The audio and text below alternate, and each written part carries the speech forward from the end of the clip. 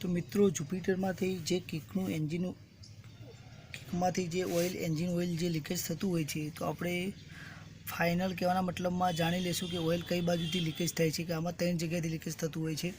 એક crank oil સીલમાંથી leakage થતું હોય છે, એક પાછળનો જે અહીંયા ભાગ છે એમાંથી લીકેજ થતું હોય છે, નીચે ગેરબોક્સનો જે બોલ્ટ છે એમાંથી પણ લીકેજ થઈ જતું હોય છે.